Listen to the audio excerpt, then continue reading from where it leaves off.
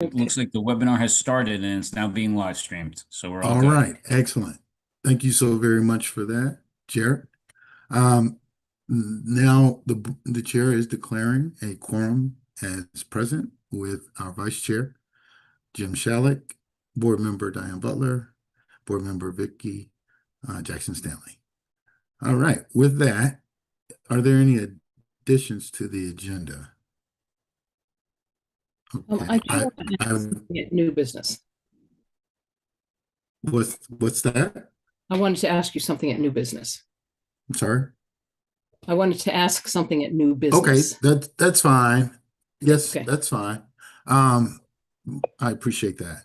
And with that being said, as it relates to the agenda, at the discretion of the chair, I'd like to seek the board's consideration with moving things around a little bit because of all of the regulations and approval for the election plans that are on there. When we get to items 4 and 5, being that they have been provided in writing, that we move past that, getting the summary from our state administrator and our AAG and read them. And if you have any questions, please document that and we will bring those up in our next meeting. That is a proposal. And then the items number 6 and 7, putting them on hold. If time permits, I'd like to bring them back up at old business, if time permits, to not limit any new business that Member Butler addressed for sake of time. And with that, I'd like to seek the board's consideration. Yes. Question. And so the administrator's report and the AG's report, we're not going to have any questions about them at all Any until so- next time. Right. That's So being any- proposed. I can move to the next meeting. Yes, Okay. ma'am. I'll set those aside. Okay. Okay. Great. Thank you. I appreciate that. Thank you. Anything else from the membership based on the chair's proposal and adjusting the agenda slightly? No? Okay. Moving on to approval of the minutes. Open meeting, October 23rd, 2025. Is there any discussions, edits? If there aren't any, the chair's open for a motion to approve the minutes for October 23rd. So move, Member Butler. Second. Is there a second? Properly seconded by Vice Chair. All those in favor, please indicate by raising your hand. So moved. Moving on to closed meeting, October 23rd. All the members had a chance to review the closed meeting minutes. Are there any questions, edits, updates? Hearing none, the chair is open for a motion to approve the closed meeting minutes. So moved. Member Butler, is there a second? Properly seconded, Member Jackson Stanley. All those in favor, please indicate by raising your hand. So moved. Unanimous. Moving on to open meeting minutes for December 4th, 2025. All the members had a chance to review the minutes. Are there any questions, concerns, or edits with regards to those minutes being proposed? I sent in some edits and they were put in. Okay, those updates have been made. Okay. Thank you. Are there any other concerns or issues? Hearing none, the chair is open for a motion to accept the meeting minutes for December 4th, 2025. So move, Member Butler. Are there any seconds? Properly seconded by Vice Chair. All those in favor, please indicate by raising your hand. The minutes are approved unanimously. Thank you so very much. Now, with that being said, items 6 and 7 will be moved or put on hold. If time permits, we will revisit that at old business. If not, they will be moved to the January meeting. Chair, the Yes. proposed regs is something that we definitely need to handle. I didn't today. mention proposed regs. I didn't mention Oh. proposed regs. I said Okay. items 6 and 7. Okay, Thank cool. you. Thank All right. So we're moving on to Okay. number 8, proposed regulations. Exactly. Okay, right. So, sorry. 33.08.05.01.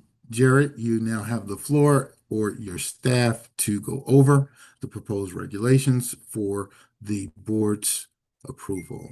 Sure. Just want to, I'll turn these over to Katie, the deputy administrator, and then Melissa, who has been working on, these are the risk limiting audit regulations for the upcoming election. And then the three of us will be happy to answer any questions. Thank you. Thank you, Jared. Good afternoon, everyone. So the risk limiting audit is something that the General Assembly passed in the last 90-day session. So we were tasked with formulating, kind of a new way for Maryland to move forward with post-election audits. And it required us to work with a vendor called Arlo, because risk limiting audits are more of a mathematical type of audit that is, giving us a random selection of ballots or batches of ballots to be audited.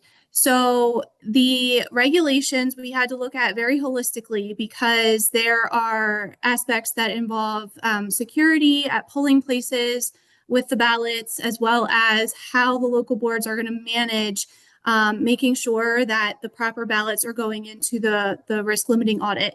In addition, the risk limiting audit will be performed after every primary and every general election. So that is something else that we just kind of had to make sure we holistically approached it with the regulations, looked at the timeline for certification and other things. And so we do have quite a few regulations to go through. We have worked with the local boards and Mayo on, coming up with sort of best practices and making sure everyone has a clear understanding going forward. So with that, I'm going to turn it over to Melissa, who will go over, and Mr. Chair, holistically, I think is what you want, the regs from top to bottom, to just kind of talk about the changes that are going to occur. Thanks, Katie. I sent around the memo before the meeting, which is my attempt at a holistic overview of the regs. So usually I'll go reg by reg and give an explanation of what each of them do, but I don't think it makes sense in this situation. I tried to group them into chunks. And the first chunk is basically implementing the new audit. So in doing so, we took out all of the references to the manual audit, which was essentially just a different way of selecting ballots to be audited, and then put in all of the necessary processes to select them in a different way for audit.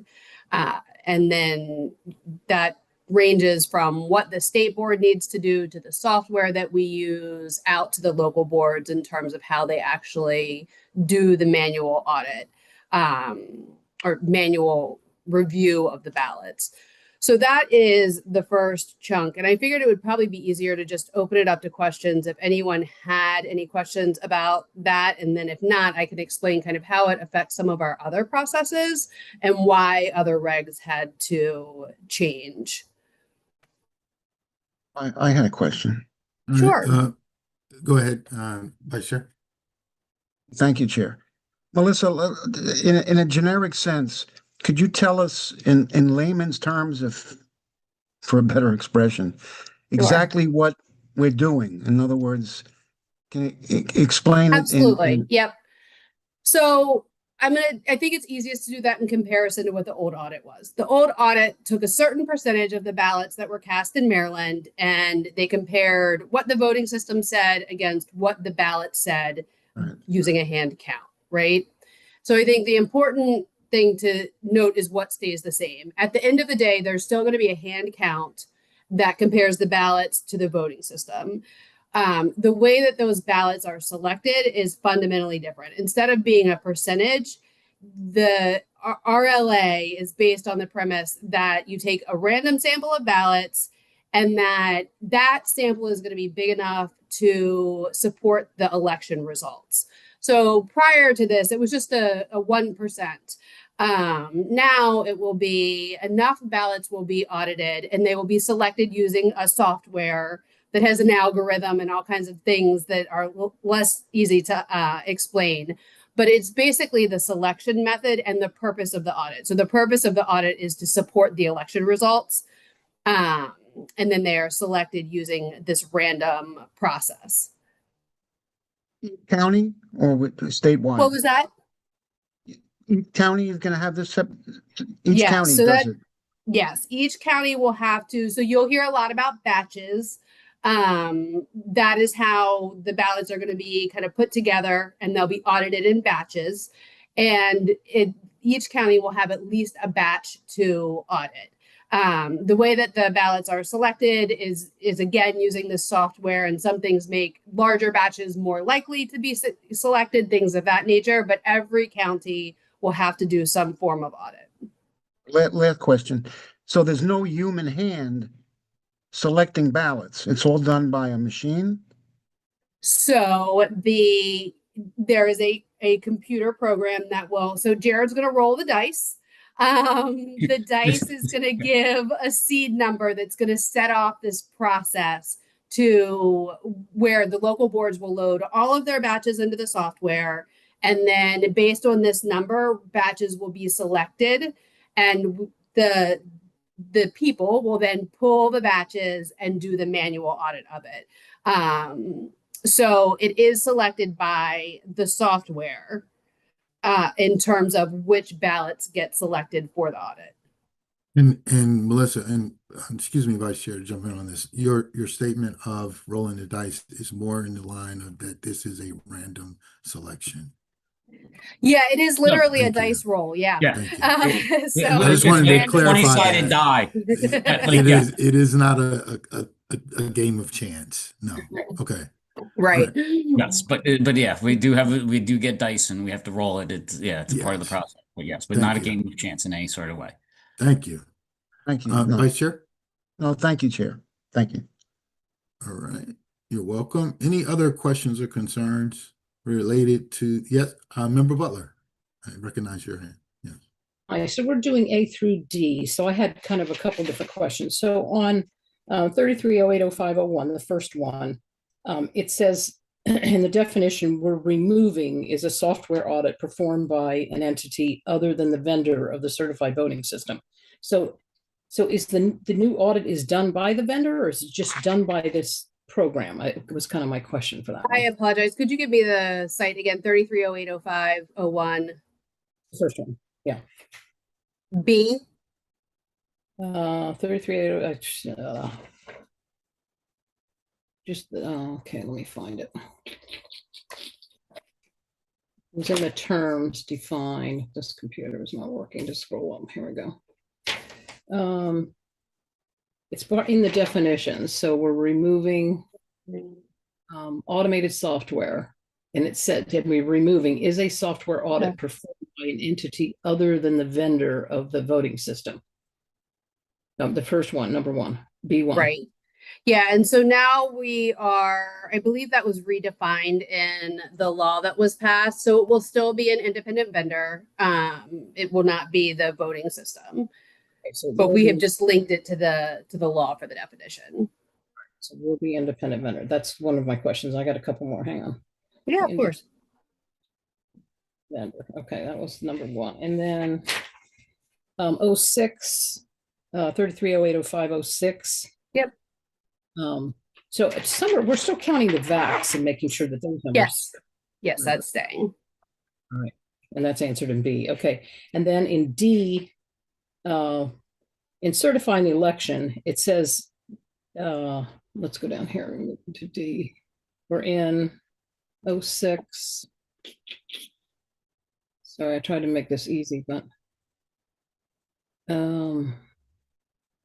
yeah, we're taking out D, certifying the election if the audit demonstrates an unexplained discrepancy.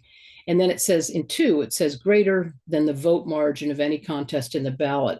How are we, when we replace the verbiage, it doesn't say how we're rectifying that or what, what our So that is statutorily set out in turn. Let me find it. If the LBEs, let's see. so we had a remedy if there was greater than, but then we couldn't certify. So Yeah. I'm do you think sorry, let me just bear with me. It's somewhere back buried in the regs. Okay, it is revolving electronic count. So I think it's under 9. Okay, 9 was the one I didn't get all the way through. Okay. all right. Okay, yeah, it's long. 9, 4. There's got to be a letter here. 9F Okay. 4. 9F. All right, so I'll put 9F so I can hunt that down. Okay. Yep. 9F4 sets up the new, so when they changed the audit, they also changed how that looks in the election law. And so the regs mirror what is required in the election law, which is an investigation by the local board of canvassers and a report to the state board. I think one of the other things that underlies that is in the manual audit, if there was a discrepancy, there was no escalation in the audit. In the risk limiting audit, if the first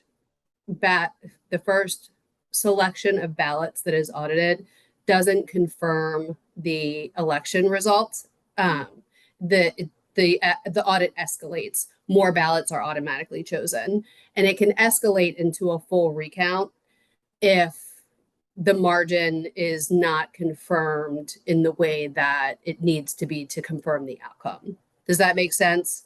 So inherent in RLA is that you can do a full manual recount if your initial audit is not where it needs to be. Okay, great. All right, and then 08, 3308, 0508. Are the LBEs not auditing after the primary? Because it just says the state is auditing, but they didn't say anything about the LBEs auditing after the primary. 08. This. It's an audit for the local boards, each The local board ballot tabulation. is after each statewide election, but they've gotten rid of the primary. So true? we technically perform that audit. So Yeah. they give us their ballot images and we perform that audit, always have. Obviously, we have to get the stuff from them, but they're not the ones that do the audit. So the And state that is is, primary, forming the primary audit. and that is customary, correct? Yeah, that's how it's been Thank for you. as long as I think we've done our automated software audit. And then on C2, if you go down a little bit farther, it says, where am I? C2. So before they had all these things that they had, before the Board of Canvassers certifies the results, that shall post on the website. And we had we had the audit reports, we had an explanation of any discrepancy, and we had any additional steps. We've taken all that out. What are we putting on the report? So On the web? We'll go on. We're if taking you all- see, that got bumped up. It just didn't make sense to put it under D temporally. So if you look under C, let me see. go to C. It requires that it is posted on the website. It will be posted on the website, this chunk of information under C. Okay. It is Right. not guaranteed to be prior to the meeting of the Board of State Canvassers. You guys will have that information. The Board of State Canvassers will have that information.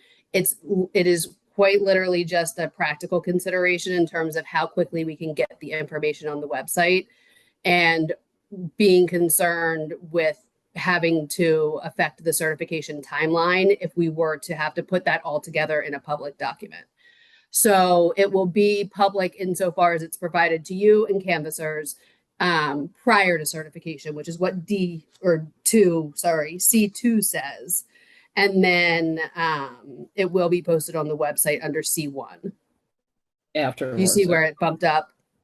So there's under C1. All right, I'll go back. Okay.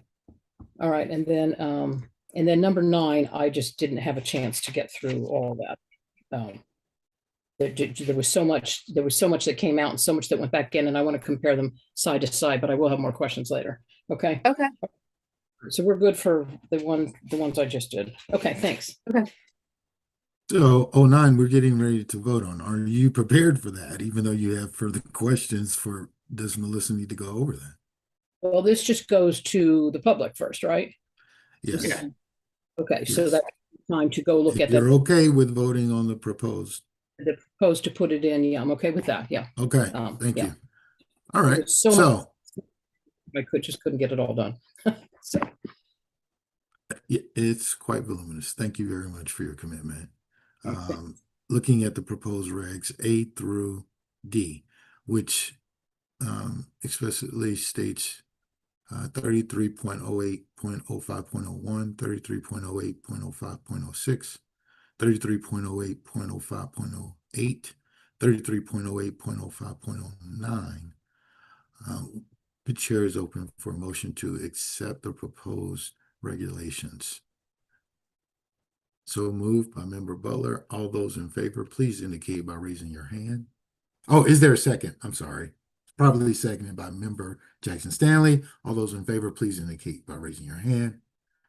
It's unanimous, so moved. Thank you so very much, Melissa. And now moving on to what per the agenda, and Melissa, you can let me know if you're Yeah, prepared it for gets that. easier after this. 33.07.10.1.01. Great. So this is all very much kind of in the weeds of how the local boards are going to batches, right? To make batches and to store them so that if we have to go and pull them off for an audit, we don't have to spend days looking for them. And we needed to do this in a couple places. So 3307.10.1 is for election day, how, we're going to have those ballots put together. 33110601 33110601 is for mail-in ballots, how we'll keep them together.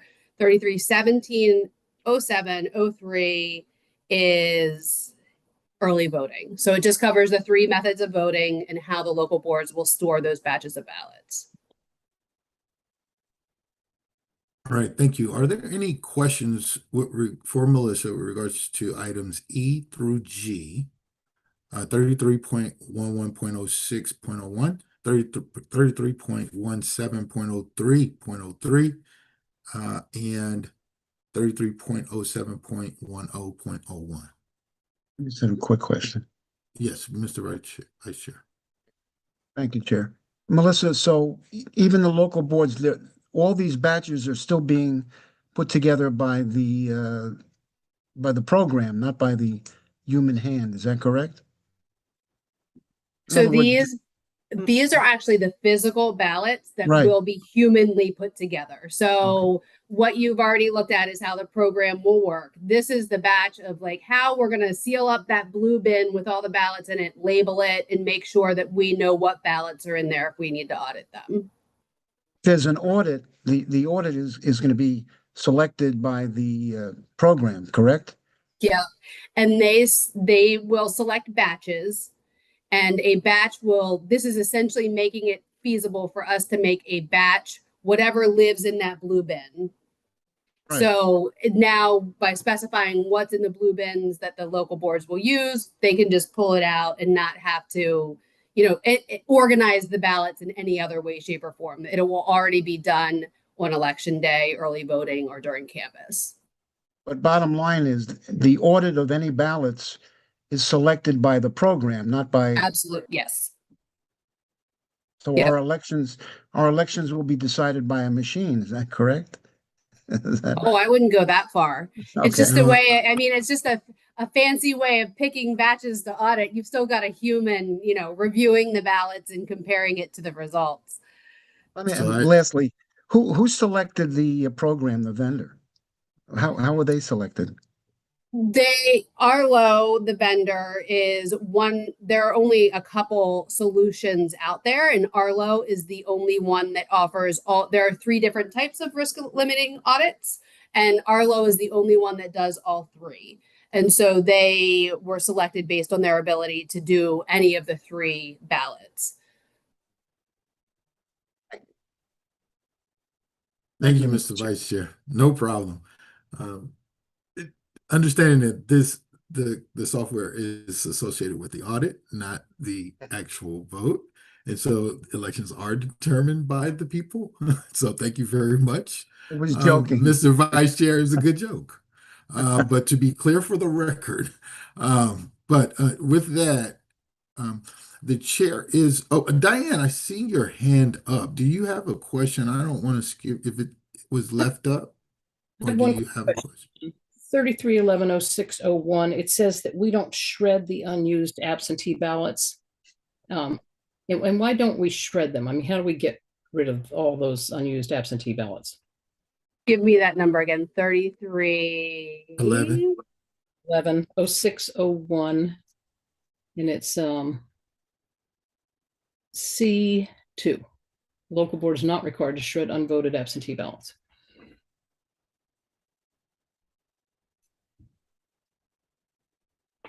You mean physically, how do they dispose of the absentee ballots? I believe Katie, I'm sorry to put you on the spot, Katie.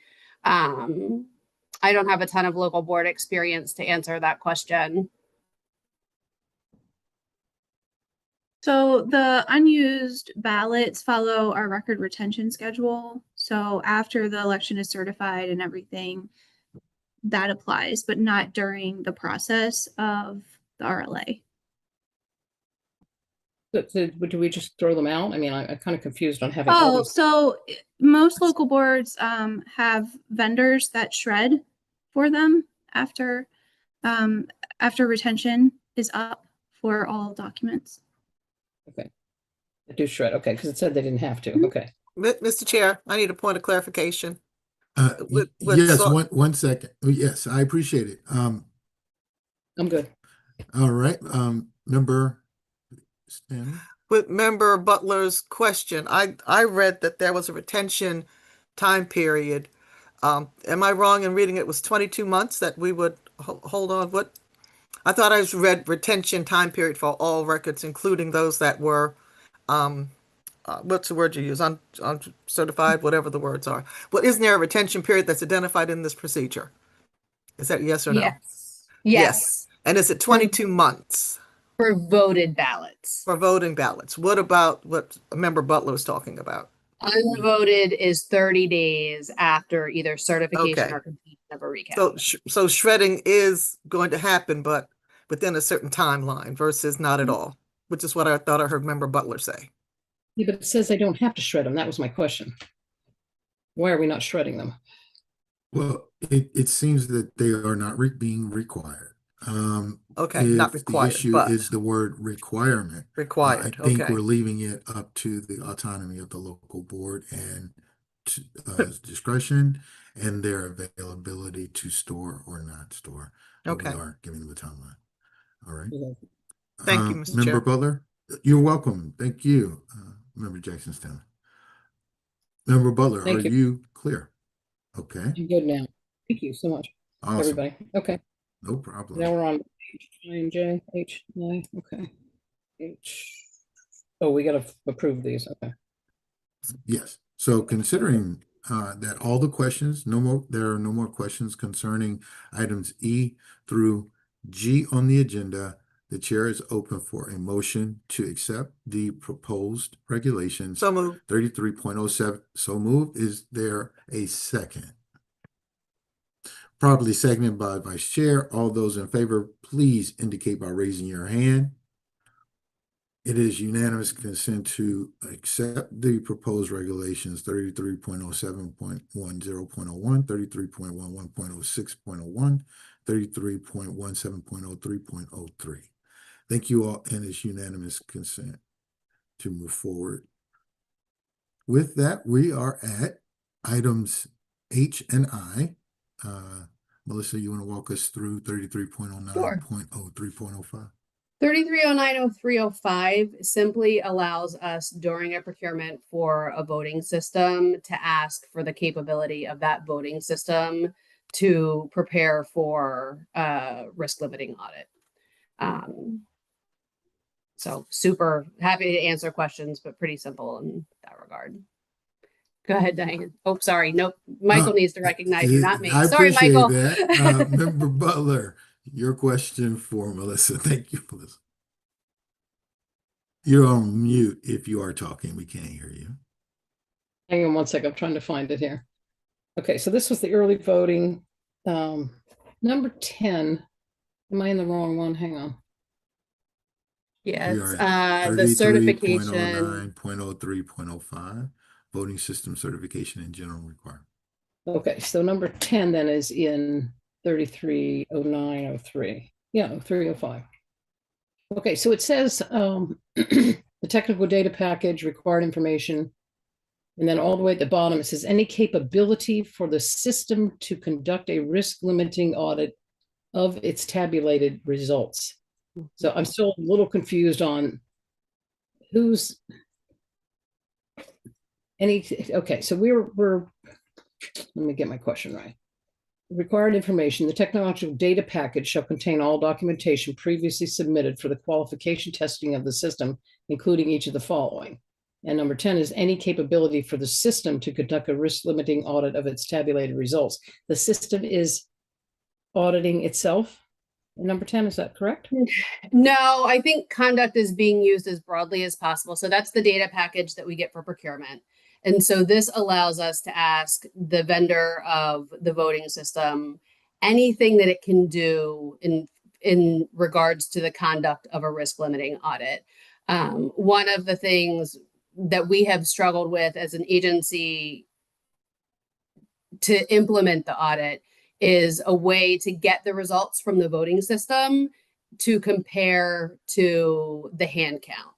And so our next system, our hope is to ask for, information on that to determine how we can do that moving forward in a way that is not super labor intensive. And this will allow us to ask for kind of all the information about the conduct of risk limiting audits, including that results part. Okay, great. Thank you. That's a great question. Member Butler, it's almost as if it's a fail-safe. Thank you all very much. With that, are there any further questions or concerns regarding 33.09.03.05, voting system certification and general requirements? Hearing none, the chair is open for a motion to accept the proposed regulation. So moved by Member Butler. Is there a second? Properly seconded by Vice Chair. All those in favor, please indicate by raising your hand. So moved. Unanimous consent. All right, moving on to 33.19.02.01, same day registration and address change. Moving away from Melissa. risk limiting audits. Don't be sad. So this is, we just wanted to get this in front of you guys so that it would hopefully take effect for the primary. We have historically spent quite a bit of money mailing postcards to eligible but unregistered voters, and have done a lot of research in terms of how effective those postcards are at getting people to go to the polls and register. And recently have done the same in terms of other ways to get information out to people who might be eligible for same-day registration. And our research has led us to figure out that the postcard is just not the most cost-effective or effective way to do it. The law requires that we give these potential voters notice. So the agency is looking to move toward doing that in a way that's not a postcard. So this would give Jared the ability to do that instead of mailing 700,000 postcards.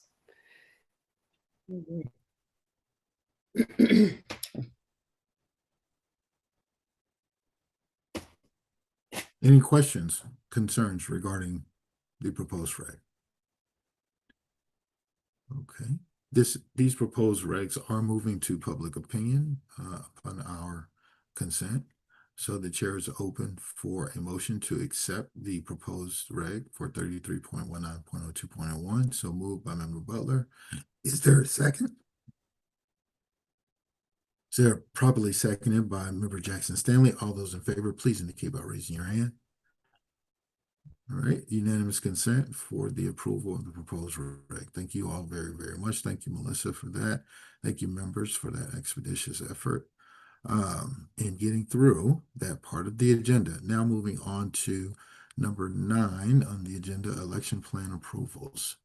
And it is quite voluminous, and I know the members had this content delivered to them, but I would like for the state administrator and the staff to go over points A through K for approval. Everyone, can you hear me okay? Yes, thank you, Morgan, Okay, perfect. Director I of will Communications. Yeah. share my screen.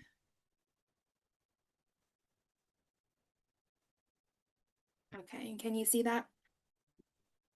Yes. Perfect. Okay, so starting with Calvert, the early voting centers, they are remaining the same of 2024, so that's going to be 3 of them. Total number of drop boxes also remains the same at 4. And then from 2022, we are seeing a decrease in polling places, but it's the same as they used in 2024. And we are recommending that they are approved for their election plan. Any questions from the members?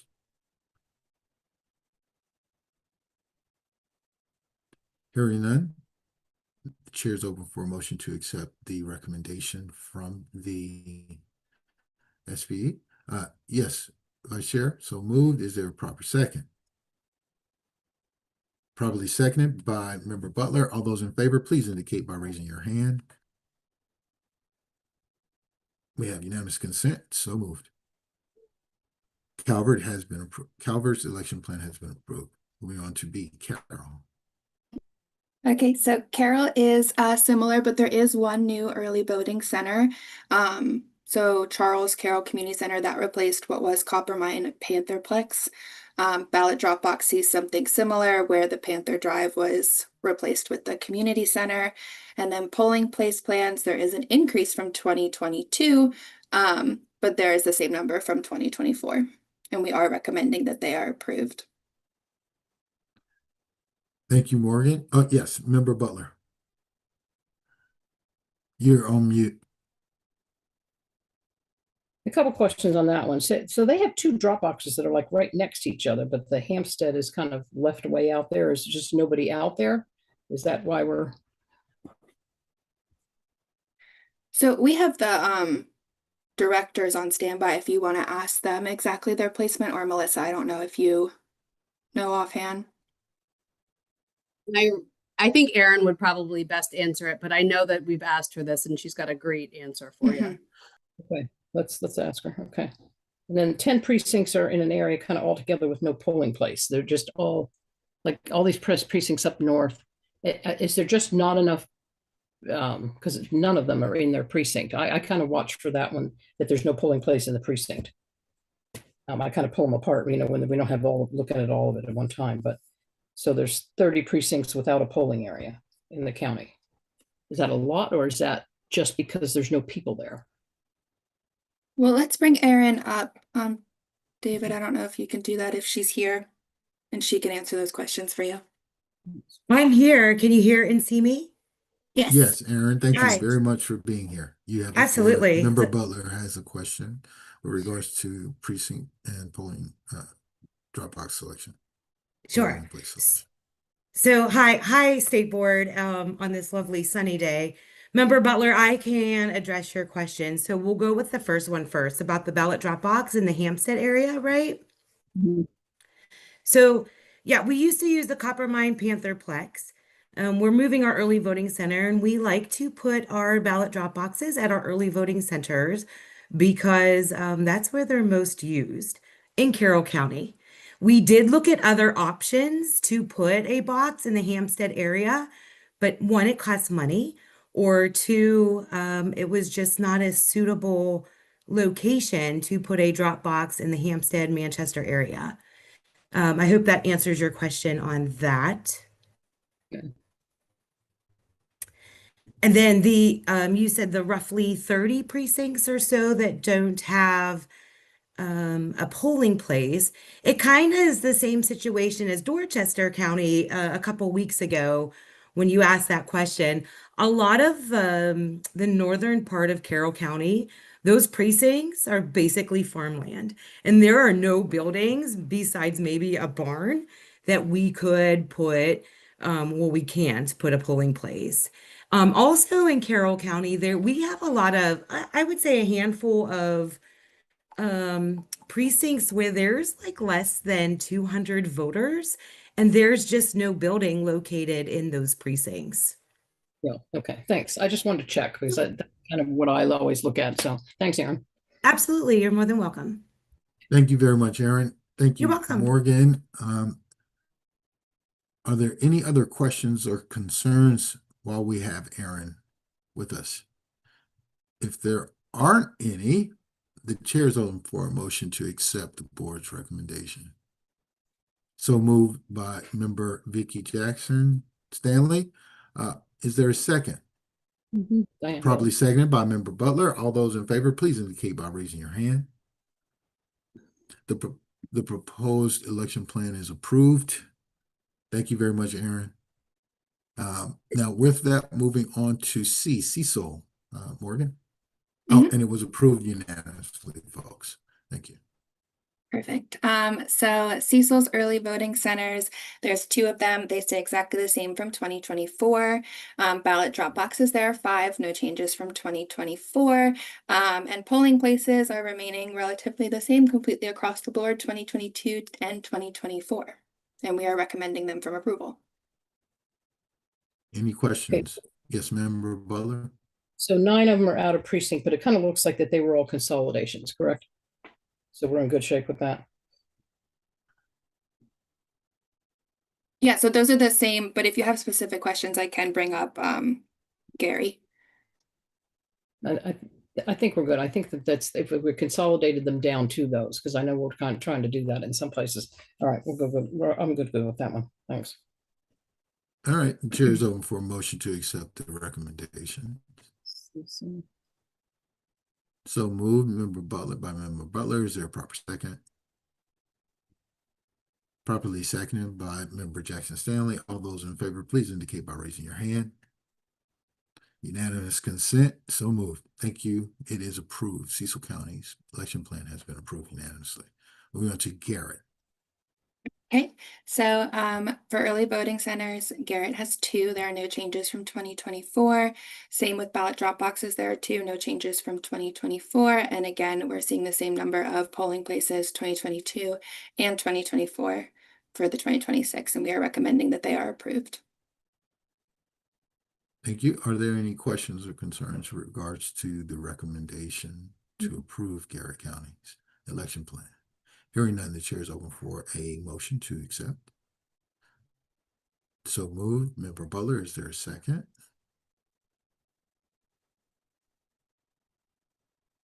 Properly seconded by the vice chair. All those in favor, please indicate by raising your hand. All right, with unanimous consent, it has moved and approved for Garrett. Thank you. Moving on to E, Montgomery. Okay, so Montgomery has 14 early voting centers with no changes from 2024. They have 58 ballot drop boxes with no changes from 2024. And they do have just a slight decrease of 2 places from 2022 and 2024 for their polling place plans, but we are recommending that they be approved. All right. So Montgomery has Any questions or concerns? Yeah, Montgomery has 6. Member Butler? Montgomery has 62 out of precinct places, but at least they in their list they did list that the replacements were very close by or combined, so I'm okay with that. Great. Are there any other questions or concerns? All right, the chair is open for a motion to accept the recommendation. So moved by vice chair. Is there a second? Properly seconded by member Butler. All those in favor, please indicate by raising your hand. Unanimous consent. Montgomery County is approved. The election plan is approved. Thank you very much. Moving on to Queen Anne's. Okay, Queen Anne's, they have 2 early voting centers with no changes from 2024, 3 ballot drop boxes with no changes from 2024, and no changes to their polling places either from 2022 or 2024, and we are recommending them for approval. All right, any questions?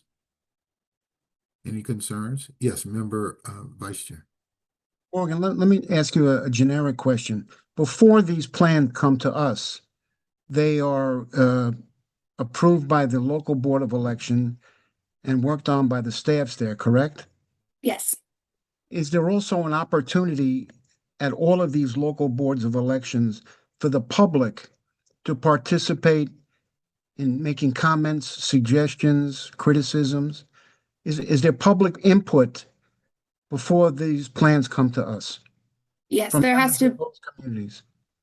there has to be notice, and then they do it at an open board meeting where the public can come. The public has the opportunity to express their opinions about all of these plans. Is that correct? Yes.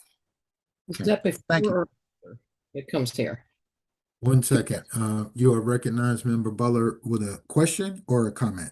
Question, is that before or after it comes here, when the public gets to see them? The local board has to present it and give public notice before it comes here. It comes here. Thank you. So thus, Morgan, all of these plans are responsive to the Open Meetings Act, correct? Yes. Thank you So, very much. yeah, I can help with that. So, Member Butler, these were all presented by the election director to the local board. The local boards then had to, notify the public about that they were actually having these plans being presented on a certain date. So therefore, anybody I would say the stakeholders in those local communities would have the ability to be aware of that time frame, and then once they approve it, it comes to us for a second approval before it becomes finalized. So everything has already been open and public, as well as had the ability for a lot of stakeholders and advocates to see these plans. This is not the first, I would say, public citing of these plans. Yeah, I remember we had the open meetings and they would come in and talk about them. I just couldn't remember whether we did that before it hit the state or not, because, I was doing the local level at that point. Thank you. Yes. So to be clear, none of these proposals, Morgan, Jared, none of these proposals presented to the board has been decided in closed session. That is correct. Thank you. All right. So we're at Queen Anne's. Is there a motion? So moved by member Vice Chair. Is there a second? Properly seconded by Member Butler. All those in favor, please indicate by raising your hand. We have unanimous consent. So moved for Queen Anne's County. Thank you. Their election plan is approved. Moving on to St. Mary's. Okay, St. Mary's has 3 early voting centers. Those are the same from 2024, 7 ballot drop boxes, which are the same from 2024, and then polling places, they're keeping the same numbers from 2022 and 2024. And so we are recommending them for approval. All right. Any questions from the membership? Hearing none, the chair is open for a motion to accept. So moved by Member Butler. Is there a proper second? Properly seconded by the Vice Chair. All those in favor, please indicate by raising your hand. So move. Unanimous consent for St. Mary's election plan. All right. On to Somerset. Thank you. Somerset, they have 1 early voting center, which is the same from 2024, 3 ballot drop boxes, which remain the same from 2024, and their polling places also keep the same numbers from 2022 and 2024, and we are recommending them for approval. Member Butler, you're Uh, recognized. Yeah, for Sunset, again, I'm going to need a little explanation. They've got 3 polling places within like a mile of each other, but all 15 precincts out of 23 are not in the same polling place. They're not, the polling place is not in the precinct. So I just was kind of wondering, why they've got all 3 of them right there and they don't have them in the rest of the county. But again, I don't know the county, so that's why I'm asking. Somerset, I can tell you, and I know that they're on the line here. There's not much out there. There's a lot of water and not many roads and buildings that can suffice for precincts and for polling places. It is very rural and very picturesque, but there's not many facilities that would be able to satisfy all the legal requirements and making sure that the voters are there. And and the voters themselves also know that these are main routes in and out of the county. All right, I thank you very much. Do we have the representative from Somerset to address Member Yes. Butler's concerns if they are so? Thank you very much, Julia. Ms. Cox, you have the floor. Yes, like Mr. Damaris was saying, we are very rural and we're using in every facility that we have at this time to have a polling place that is adequate to hold it. Just ask And- Julia a question. All right, Vice Chair. Julia, yeah, I'm looking at the map and I share Diane's concern. You look at the map and the bottom half of the county, there's really nothing.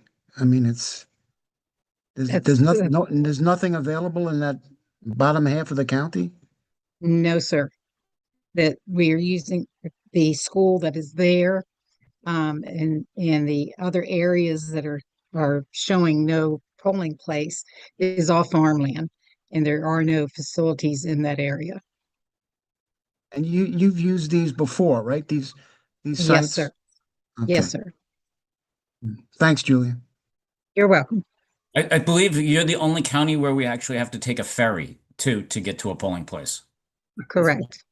Yes. As you Thank can you. see, it's there's one on the island out there. So yes. Mr. Chair, Yes, Member Jackson Stanley, thank you. thank you.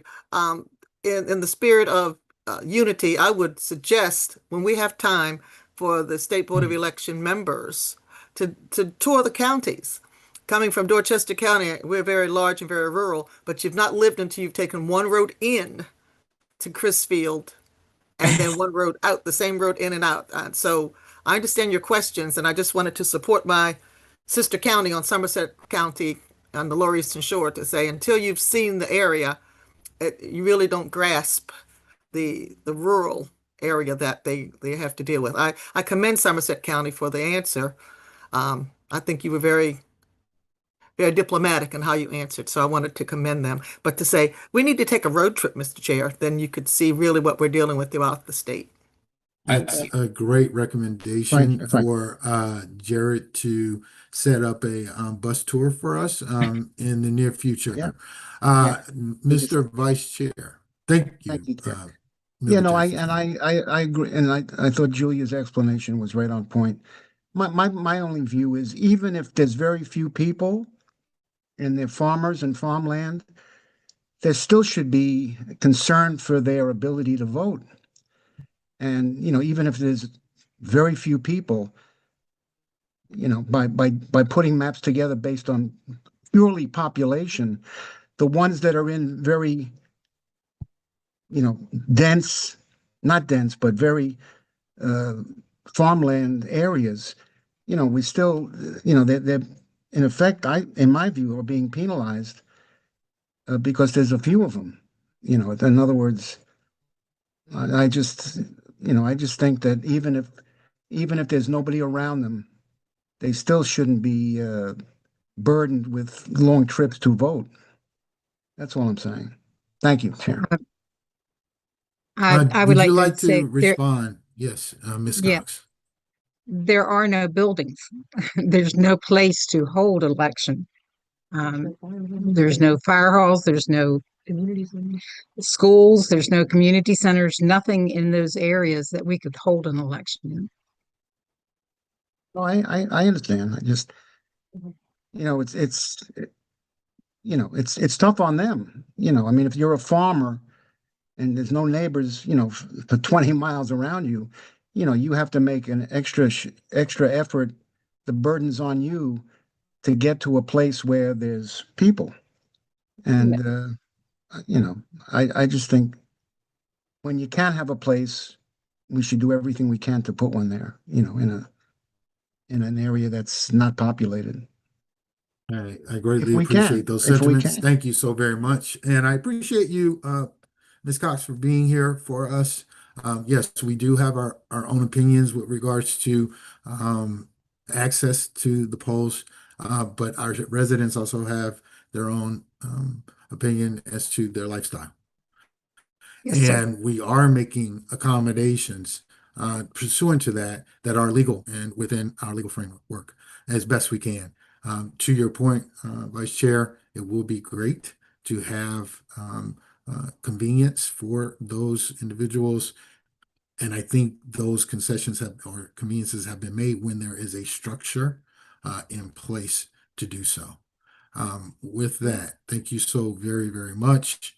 And this is, and before you leave, Ms. Cox, these maps, these are traditional maps. This is nothing that was concocted just last week with regards to the numbers. There is historical record for these polling places and precincts that Yes, sir. demonstrate the public's will and the public's good in participating in our democratic process. Mm-hmm. Thank Yes, you. sir. All right. Moving on, the chair is open for thank you very much. The chair is open for a motion for Somerset counties. Mr. Chair, Yes. I make the motion that we approve the election plan for Somerset County. So moved. Is there a proper second? Probably seconded by Member Butler. All those in favor, please indicate by raising your hand. Unanimous consent. Thank you all so very, very much for your understanding, your questions, and concerns with regards to Marion residents and thus their voters. All right, moving on to Washington County. Okay, for Washington, they have one new location for their early voting centers. So but previously they had 3, now they have 4, so it's just an additional location. Ballot drop boxes, they have the same number, that's going to be 8, same as 2024. And their polling place plans, it does decrease from 2022, but it remains the same from 2024. And we are recommending that they are approved. All right, thank you. Are there any questions from the membership regarding the proposed plan? The board recommends approval. Is there a motion? So moved. So moved by Member Jackson Stanley. Is there a second? Properly seconded by Vice Chair. All those in favor, please indicate by raising your hand. So moved. Unanimous consent. Washington County's plan has been approved. All right.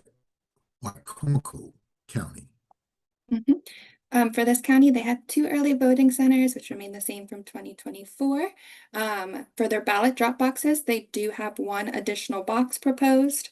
And for their polling place plans, there is an increase from 2022, but just a slight decrease from 2024, but we are recommending them for approval.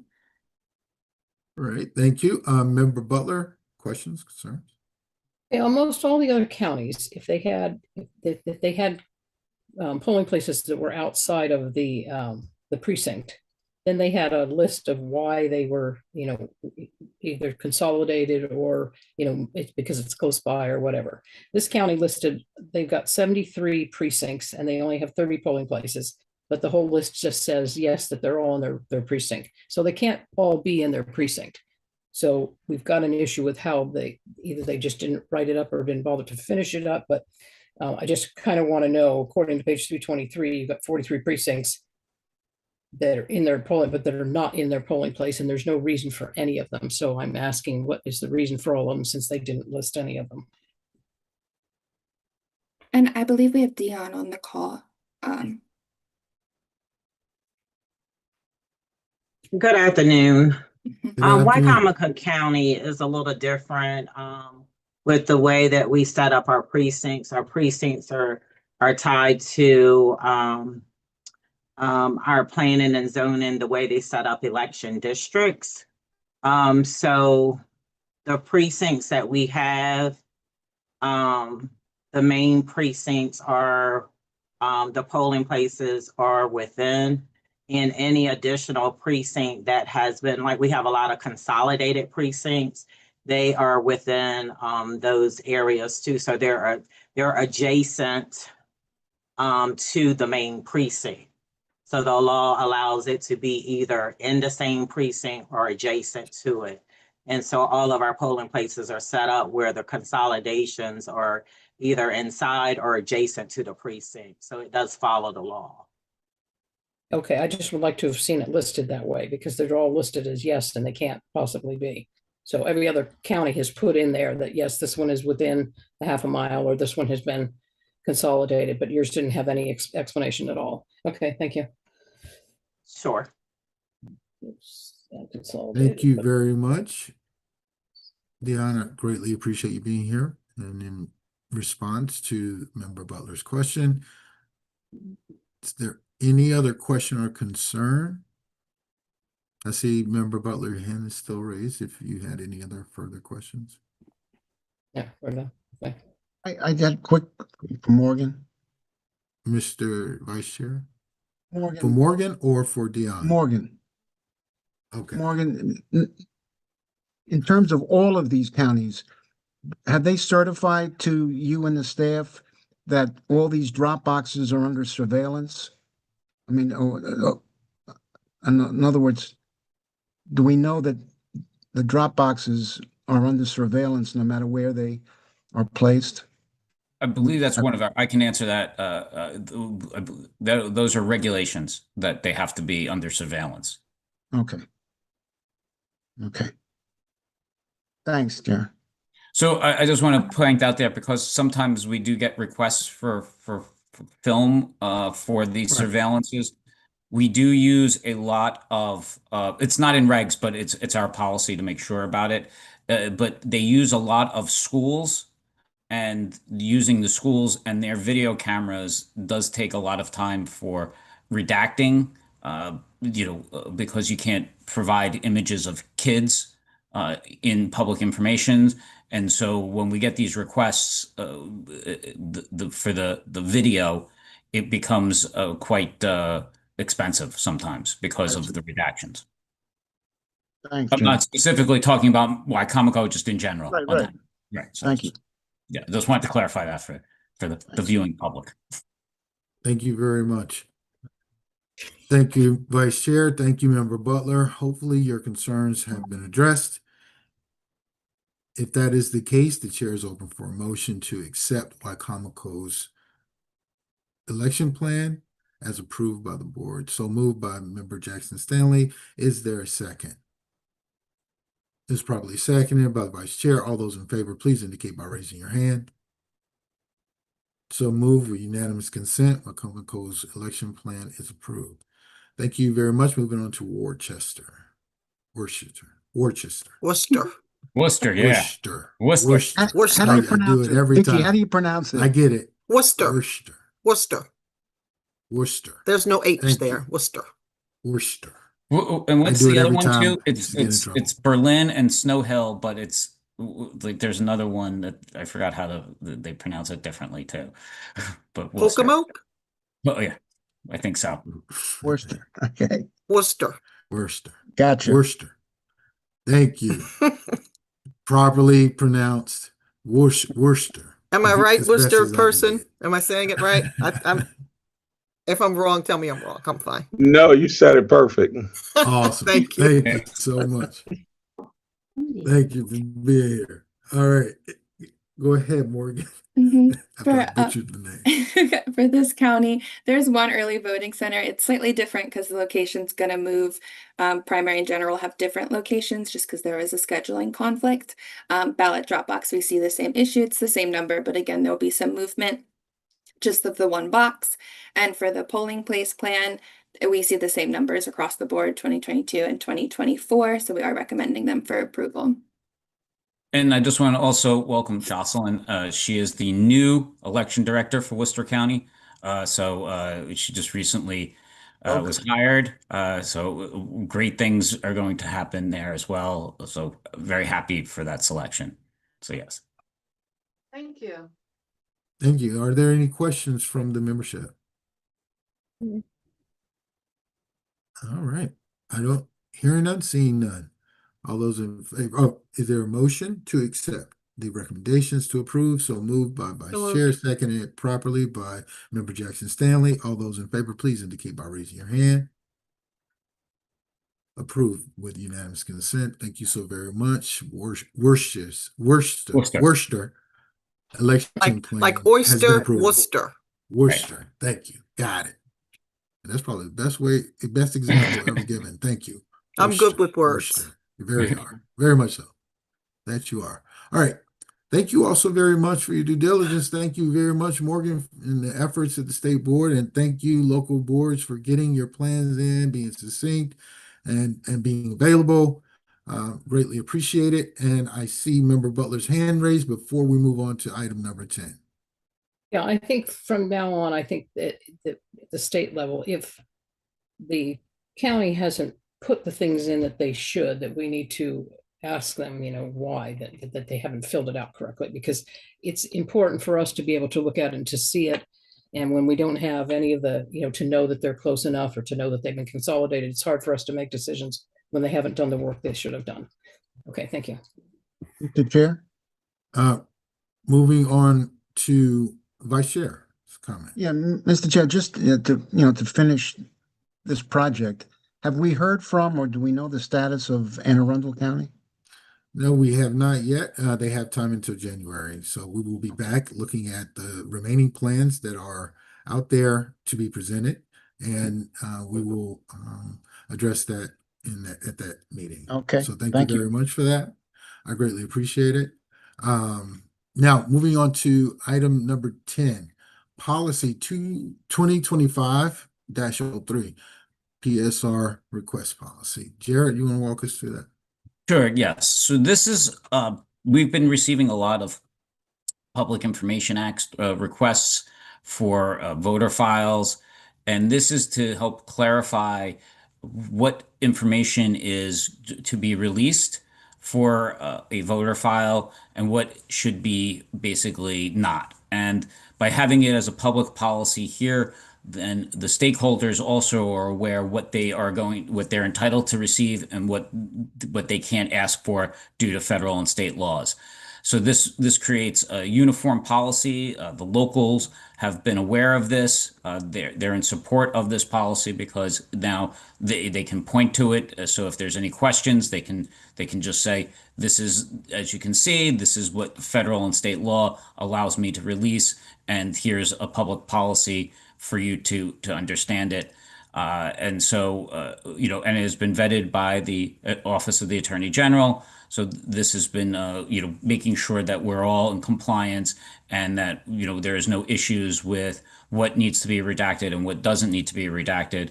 Additionally, it is just making sure that everyone is set the same standard for requests for voter lists across the board, whether you request it from the state or from the county, it's still the same price. So you can't forum shop. Again, this is just kind of making sure that, it's uniform policy across the state.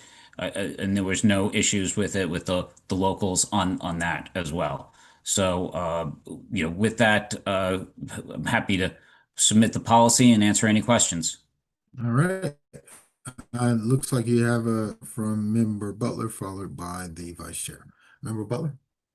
Okay, I did call and ask you about this, Jared, but I got a couple more questions. So it says that some of the counties used to charge zero. Can they still charge zero, or is this making them charge people that they didn't used to charge? Is this like a policy that you're allowing them to do, or you're changing it and saying that they have to charge? Because some of the counties are so small, you could go in and they would just give you the list that was asked for without payment.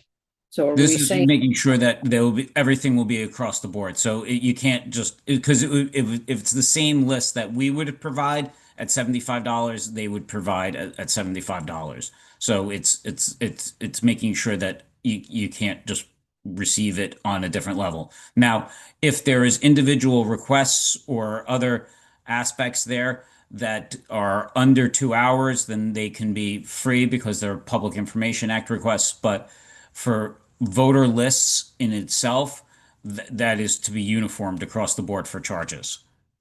Okay, and I have one more question for policy. I don't like this. It says no one should be dissuaded from registering to vote because of the fear of identity theft or unwarranted intrusion into their private life. I don't think that's proper verbiage to be in the policy. I think that sentence should be removed. We're trying to, certify everything and get it all the same, but we're putting personal opinions in it. It doesn't belong in a policy. I think that says if that statement should be removed, I'd be happy with it.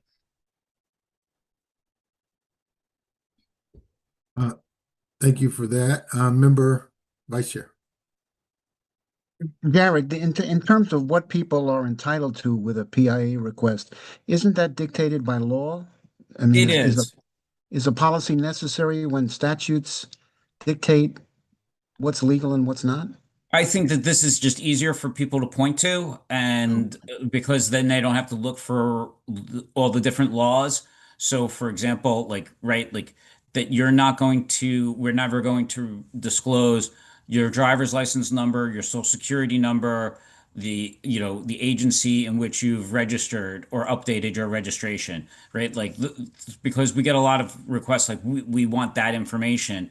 And instead of trying to find all the laws, we can now cite to the policy, which, is, been vetted across the board. And then, if there's any further questions with it, they can deal with the State Board of Elections and with the Office of the Attorney General.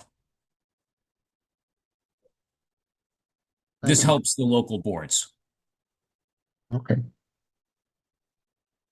All right. I see Member Butler, your hand's still up. I also recognize Dan Corbin, our Assistant Attorney General. Member Butler.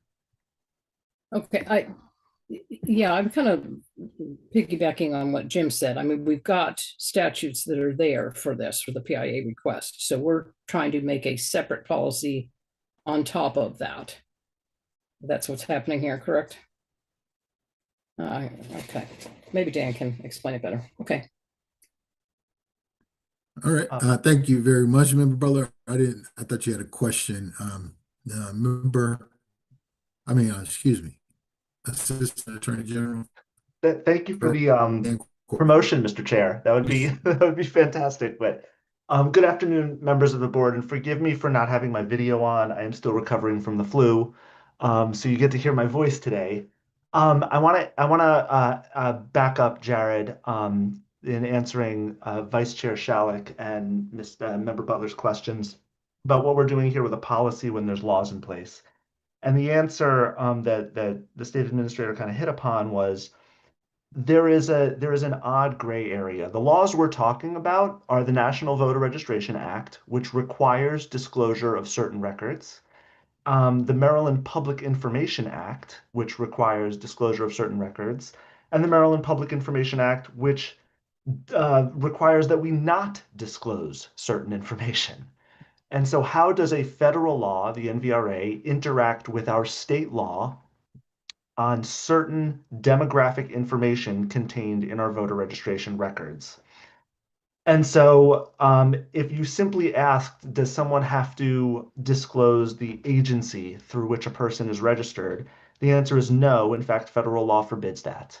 But if you ask about personal phone numbers and personal email addresses, things like that, the NVRA, and again, I can't give entire legal advice or litigation advice here, but the NVRA does not compel states to give out every single piece of demographic information like social security numbers with voter registration records. Some things can be held back. And our PIA, and we have laws and regulations on the book, has us hold back some of that information. So the holistic answer here is that this regulation is an interpretation of how the NVRA combines with our PIA to have us disclose and not disclose certain portions of a voter record. The things that we disclose are what's mandated by the NVRA and the cases interpreting it. The things in this policy are specifically not mandated by the NVRA and counseled or mandated by the PIA to be held back. So that's how the policy works. That's why we have this policy. It's not just restating what a law says. It is synthesizing how two laws are interacting. All right, thank you very much for that, Dan. Any further questions or comments on this policy recommendation? Mr. Vice Chair. Yes. Yeah, Dan, thanks for that explanation. My concern is, we're calling this a policy, but aren't we basically interpreting the law? I mean, is that a function for us, or is that a function for a judge to decide? In other words, our policy seems to express what we're doing regarding the enforcement of these laws. But is that a function for us, or is that something that a judge would decide? It is a function for you. The only way a judge could decide it is if their board does something and a litigant disagrees with it. So the board has to do something. It does not have to be a policy. The board can take any action that can be challenged. In terms of the 5 things that are listed in this policy: driver's license number, social security, personal phone, personal email, and agency through which. It is the job. So SBE under state law, under the election law article, is charged with, for voter registration lists, determining what information gets put on that list. And that says that in 3506 of the election law article. So the board does determine what fields get put onto the list. In terms of giving out records, the board has the sociological information exception in its regulations, which is a PIA exception, that the board does not give out sociological information when responding to PIA requests. And that includes things like social security numbers, personal phone numbers, and personal email addresses. And so how does that regulation, how does that get held back? How does that work? How does the board honor both its own regulation and federal and state law all at the same time? And the best answer we have is this policy, which tries to synthesize what the board can do under its regulation while also honoring the dictates of the National Voter Registration Act. Let me actually talk about the other side. If we do nothing, this policy is really meant to provide uniformity and guidance to the local boards, because then you get local boards and SBE giving out different fields for different requests. And that is a much surer way to get to doing something wrong, because you will have a lot of different information out there and requesters will get different responses without a reason for getting a different response. And so we're trying to provide the really the lowest common denominator, giving out the most information we can under the NVRA uniformly.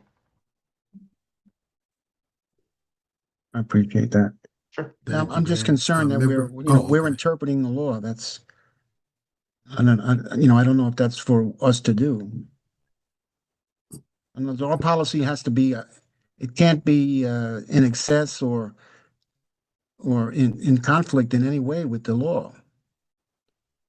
And so, and with that, Vice Chair, you're seeing that you see that this policy is in conflict with the law based on your interpretation of the law, or based on our obligation to uphold the regulations that are. I don't even know exactly what people would think about it, but no, I don't say that. I just say that the law is the law, and why should we comment on it or instruct people how to follow the law?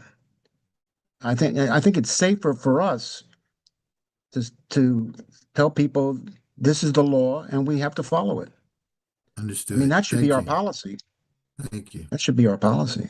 And I thank you. Do you have a follow-up question? Because we have member Butler, I'm just, member Jackson Stanley waiting. Oh, no, I don't. Thank you, Chair. If you have more, just let me know. Let us know. Member Butler. I think because of all these different laws and the different things that we're looking at, I'd like to put this off till January, and then it'll give me time to discuss each one of these with Dan in a much better situation, so that I can understand more of what's happening, because I still have my issues with this also. So I'm not ready to vote for this today. I'd like to put it off and have better conversations with Dan when he's feeling better too. so I have a better understanding of the different laws between the federal and the state and the PIA, because these are, they become, the PIAs especially, they get on people's nerves big time. So I would like to have, I know that we need uniformity and guidance, but I would like to have more guidance before I and jump on board with this one, is I think my thinking. I appreciate that. Member Jackson Stanley. Thank you, Mr. Chair. I appreciate the comments of my colleagues, and my response. First of all, I want to say that I don't disagree with Member Butler about taking out the no one should be discouraged with registering for voting, but it's more of an opinion versus a policy, in my opinion. So I understand where she's going with this.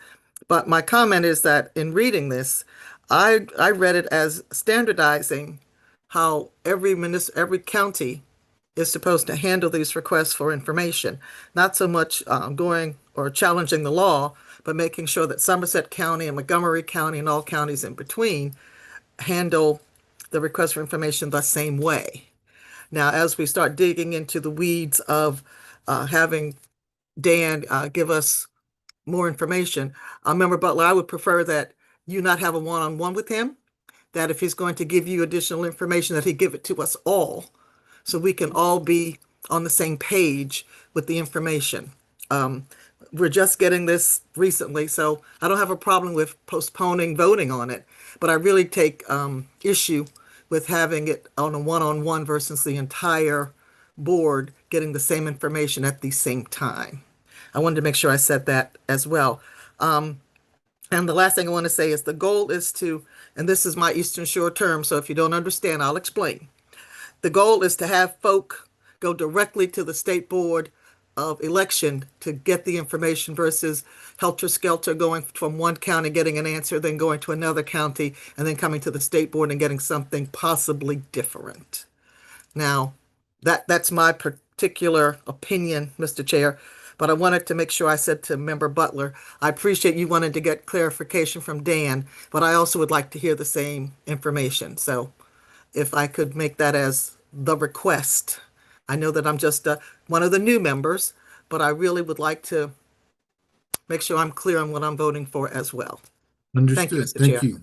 Thank you very much, Member Jackson Stanley. Thank you, Member Butler. Thank you very much, Vice Chair, and greatly appreciate your assistance with this, Dan, this policy, and your foresight, State Administrator Damaris, with regards to getting us in a place of uniformity with regards to these types of requests.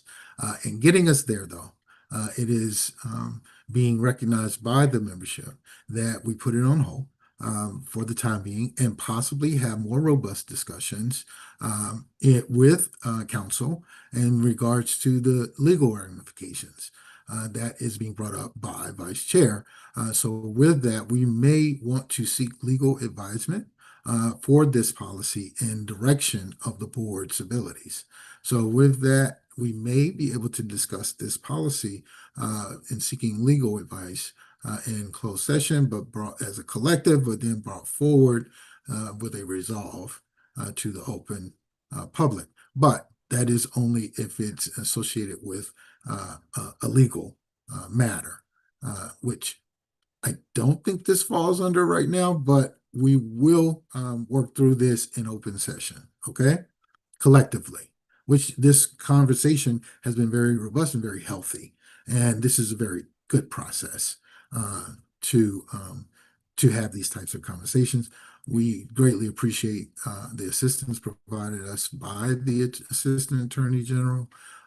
And so we look forward to our next discussion in January regarding this policy recommendation. All right. Thank you very, very much. Thank you all. At this time, we will move that matter to January. Thank you. Okay. Thank you.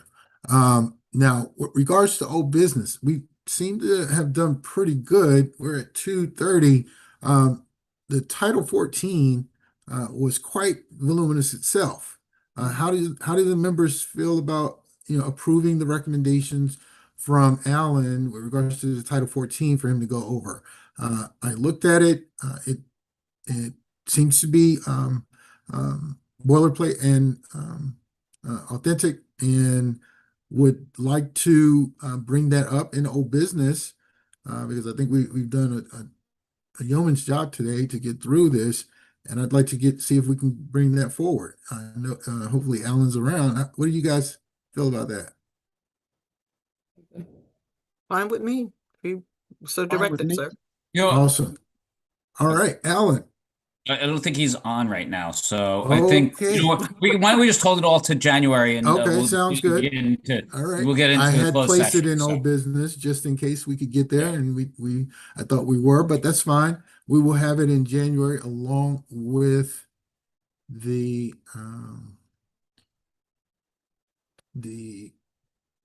yeah, the admin. we had in here, oh, that was removed, the administrative closure.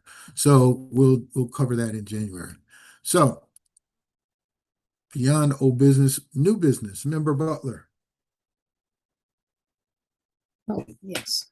I sent you all an email about the, I think it was a bylaw change that we made.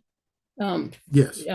She brought it up. We had a conversation in one of our meetings because we had one of our lawsuits and the people in the lawsuit were contacting board members. And so we kind of emergency fixed this one issue. But unfortunately, as I look at it and I look at what's happening with different things, I think what we said in there was that you can't speak to anybody that's doing, or we have to report to the board if we're speaking to anybody that was suing us. But I think if it's party members that are suing us, I still have to be able to talk to the party. I mean, there's just, the party is the one who puts me on this board and whatever. So if you know, we have a GOP lawsuit right now, I still need to be able to talk to the, you know, the president of the GOP and, you know, the committee woman and man. And I'd like to amend that so that there's an exception in there so that we can still talk to party members.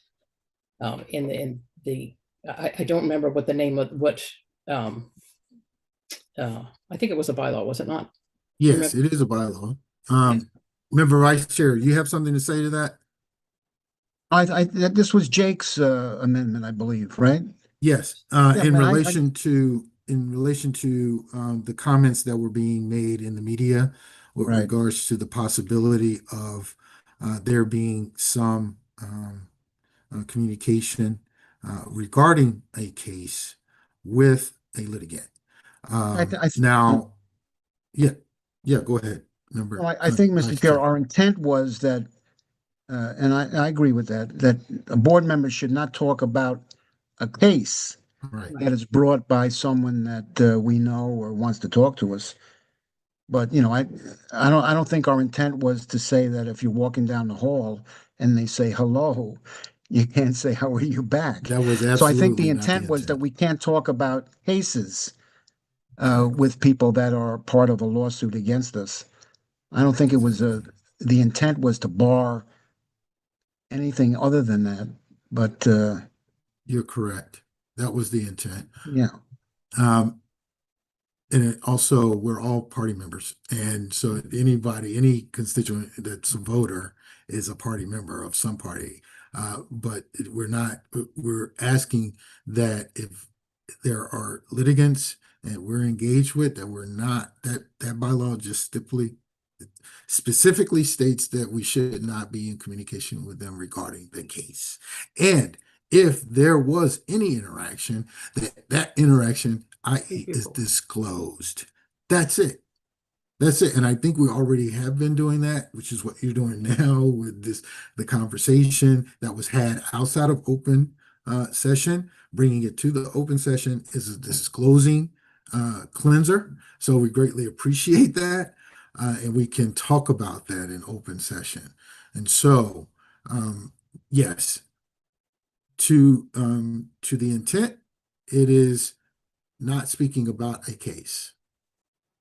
If there is interaction, making sure to disclose that to the Assistant Attorney General and the board at large so that discretion can be maintained. Okay. And the reason I'm bringing this is Jim and I were asked to, go to the GOP convention and to one of their sessions or something. But then, I found out the same day afterwards that there is a GOP lawsuit. So I don't want to get myself in trouble. So I'm trying to make sure that we're able to do the things that we're doing an issue. So as long as we bring it up, we're fine then. Okay. All right. Yeah, Okay. I mean, exactly. Because everyone we interact with is a potential voter and a member of a party. So we have no way of censoring general salutations and holiday well wishes to our fellow neighbors. All right. Thank you all very, very much for that. Thank you, Diane, for that conversation and point of clarity.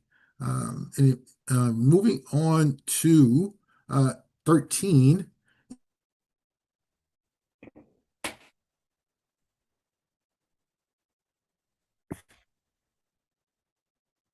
What I happened?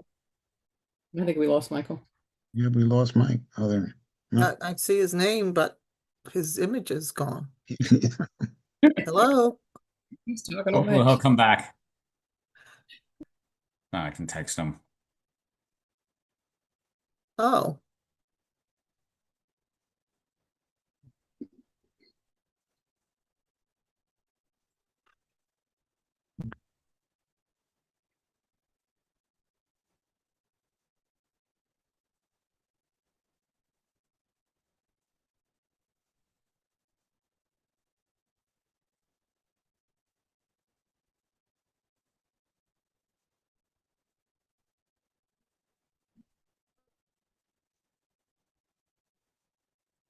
Hello, I'm back. Yep. Can you guys hear me? All right, great. Sorry about that.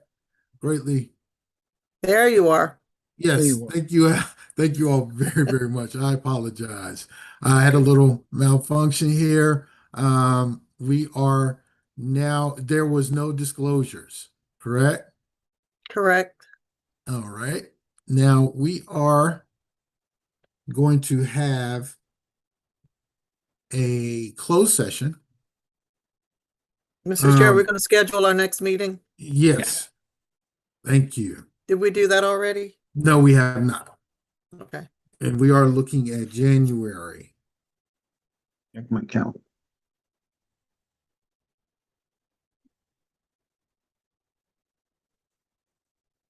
So, and if we're going to follow our bylaws, it's Thursday, 2 p.m. Either now, also with regards to the election plans, state administrator or staff, would it be better sooner than later, or like the 8th or 15th, or can we wait until the 22nd? I would say Noting that there's the 8th Yeah. would probably be the best, so we can get the remainder of the plans done. And then we can probably go back to our regular schedule if you want to just kind of just get the plans done in January and then have a regular meeting on the 22nd, and then we'll be back to a like the fourth Thursday type of schedule from that point forward. If you want to do like a quick, like just the election plans on January 8th, and then have a regular meeting scheduled for January 22nd, because that would also be after the filing deadline. Session would have started. There'll be much more stuff that we could report on as well on the 22nd, any on the possible 22nd. But I think that like we could have, Yeah. I would say, because we have four plans that are still outstanding, as well as one Anne Arundel County that needs to resubmit. So, So, folks, do you guys think we can get it all done on the 22nd, or we need to the 8th and the 22nd? I'm open. 8th and the So we have 4.5 basically. Right. So I'm gonna That put shouldn't take long. Lexi, oh, sorry, real quick, just to put Lexi on the spot. Do we have all the materials that you guys need to review in order to get them out to the board? I think as Sorry, of right Lexi. now, that's okay. As of right now, we are missing a few materials. So the 22nd would be ideal. I think we could breeze through them pretty quickly, but if we have to get them together by the 8th, then we will do our best to do that. Okay, with that, I appreciate that, Lexi. I appreciate that, Melissa. So, members, can we cite the 22nd for our next meeting so at 2 p.m. Because I think the performance today really highlights our effectiveness in being efficient and processing, despite, we have questions and concerns, and we're able to address them or have them addressed. And if we cannot, we can move forward or put things on hold for further and better clarification. So with that being said, I am open to setting it for January 22nd, giving everyone time for a wonderful holiday break, and also getting us in tune with being able to receive all of the resources needed to get all the election plans in process. Nothing on the 8th? No, I'm recommending the 22nd based on the needs of the staff. Would we need to meet at 1 o'clock as we're doing today to get it in? I would think. I don't think don't think 1 1 o'clock? o'clock. I mean, they're only 4. I mean, we just did like 10 today or 11, and I Okay. think we did really well and all the regs and even Okay. and yes, I'm thinking so. As long as we're done by 7. And give people a break. Oh, and I have to be Yes, ma'am. I give blood at Okay. 5, so 4:30 I'm you going know to be what? bowing out anyway. Well, Jared, that means no closed session on 22nd. Dan, maybe, I don't know. Anyway, No. so we'll see. If that's the case, You'll let's have look 3. Do if you that's need the 4? case, let's look at that 1 Whatever o'clock you said, Mr. time Chair. on the 22nd. No problem. If that Whatever you being the say. case, the 1 o'clock time on the 22nd would be great, Okay. guys. Does that be okay, please? Thank you. 1 o'clock. Yes. Are you saying 1 o'clock, Mr. Chair? Yes, Okay, thank you. yes, 1 o'clock Okay, better. on the 22nd of January. Works. All right. Now we will be moving into closed session and not coming back into open session. So I will need a motion to adjourn, but prior to that, I will say we are moving into our closed session on the authority to close. This meeting will be closed under General Provision Article Section 3-305 to consult with counsel, to obtain legal advice, to consult with staff, consultants, and other individuals about pending potential litigation, as well as to discuss cybersecurity if the public body determines that public discussion will constitute a risk to security assessments or deployments relating to information, resource technology, network security information, or deployments of implementation of security personnel, critical infrastructure, or security services. So that is for citing sections 3-305B7, 3-305B8, for Vice 3-305B15, cybersecurity, and 305B. All right. So moved. So move to adjourn and move to closed session. All those is there a second? Probably seconded by Member Butler. All those in favor, please indicate by raising your hand. All right, we will not be back here. It is unanimous, but we will join in about, let's say, 2:45. We have a Back new link, for, Mr. Chair? yes, it should be in your email, sent from the Assistant Administrator, Katie Berry. If not, you will get one before 2:45 if you do not have it. All right. Great. Thank you.